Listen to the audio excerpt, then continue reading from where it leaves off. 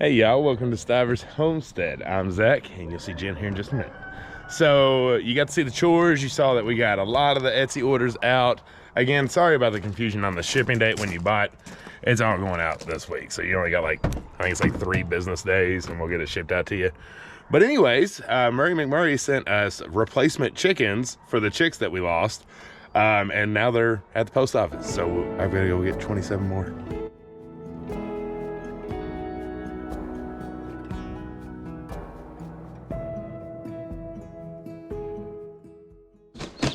All right, how we looking, Mama?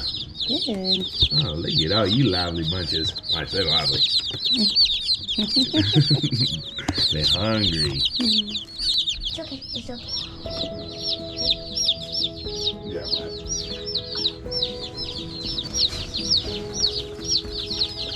You see that one trying to fly.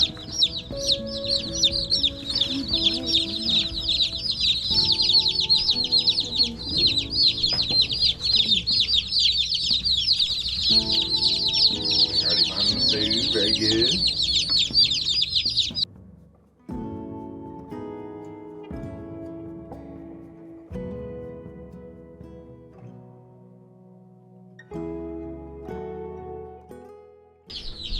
All right, so first off, thank you so much, Murray McMurray.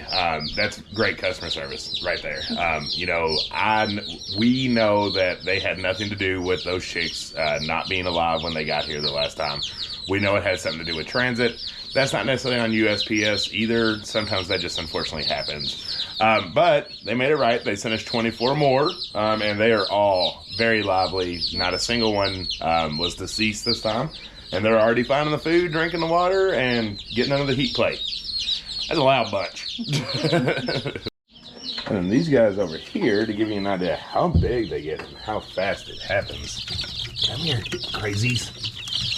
So I could barely fit them in my palm, and they're already starting to get their true feathers. See how big they are? They grow so fast. He's only a week old. You go sit there and do that. Hold on. Okay, go lay down. Come on. Fired. All right, so we have over 50 meat birds in our pantry. And for anybody that's wondering, I think we mentioned this in the last video. It's kind of feeling a little deja vu, but I promise that we're getting to something different. They only stay in for 2 weeks in your house. Depending on the weather. Yeah, depending on the weather. But like the other ones I just showed you all, I mean, they're getting their true feathers pretty quickly. So, and we're rising temp.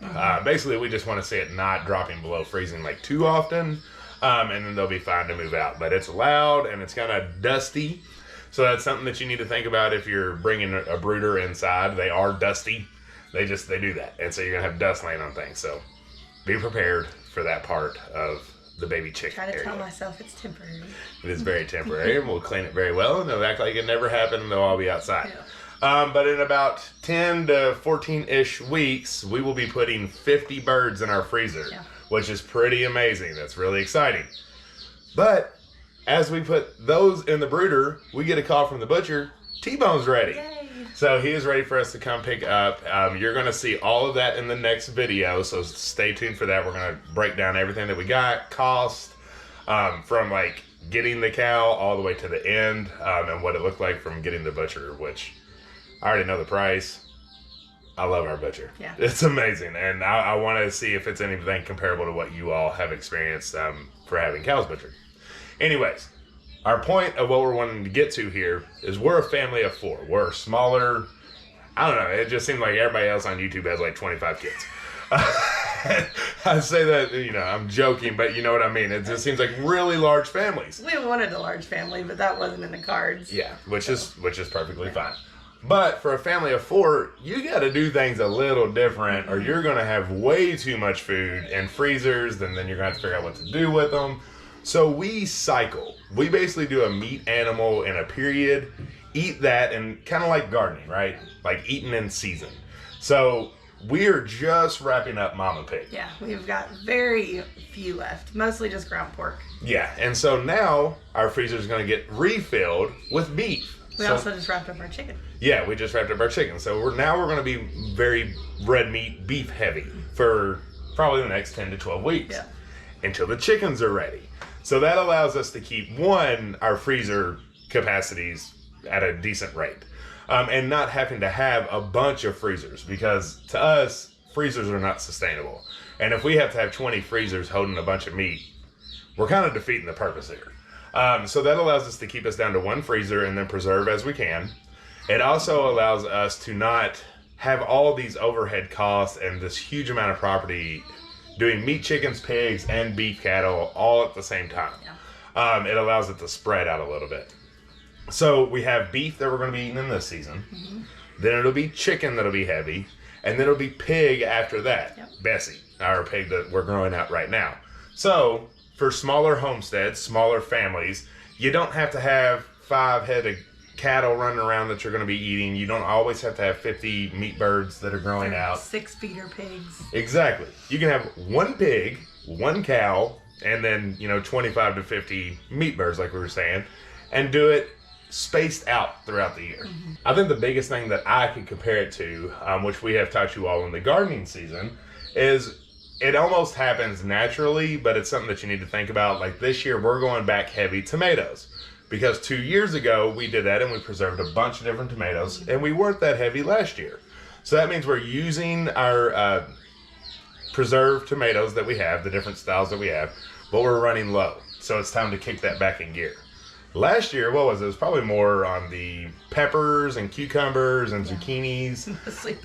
Mostly peppers, a lot of that stuff. But you alternate year to year if you have a smaller growing space. You don't want to just continuously grow 2 years worth of tomatoes every single year, or you'll never eat through them. So that's kind of the same thing to think about when it comes to meat. You want to just cycle that through. You want to make sure you're not doing too much at once, and that you, most importantly, have room to put it. Yeah. It's being conscious of your pantry and conscious of your family size. Bigger families, they can do all of it all at the same time and prepare for this abundance of food that they need. But us being smaller, we just kind of focus on one thing at a time. But also in the back of our minds, we're always preparing for the next thing, whether we're even thinking about it. It's just kind of this cycle that we've gotten used to since we got into homesteading. So it's pretty cool. It's conscious, but also unconscious. And it just naturally happens because, like, we already know, we've already started to look at trying to find kuni piglets because we know that Bessie's time is coming and we need to start growing another one soon. We also now will have to start thinking about another cow, a steer that we need to get to start growing it out because we have T-bone. Basically, whatever you're eating on, you need to start getting as a baby to start growing it out because it kind of equals out that way. But hopefully that's helpful to you all. Like I said, I know we're viewers of YouTube just like you all are. So we watch a lot of people. We learn a lot as well, getting different ideas. And a lot of it's based on very large families. And so we're just trying to give you that other side of the realm for smaller homesteads. And maybe you don't even have kids. Maybe you're in the retirement stage of life and it's you and your husband or just you. This kind of plays in that part too. But other than that, stay tuned for that next video because it is going to be so exciting. We can't wait to show you everything that we got back from T-Bone and really break it down into some costs. But that one's probably going to be my highlight of the week. Yeah. All right, y'all, if you haven't subscribed, make sure to down below. We love y'all. Until the next one. Bye. Bye.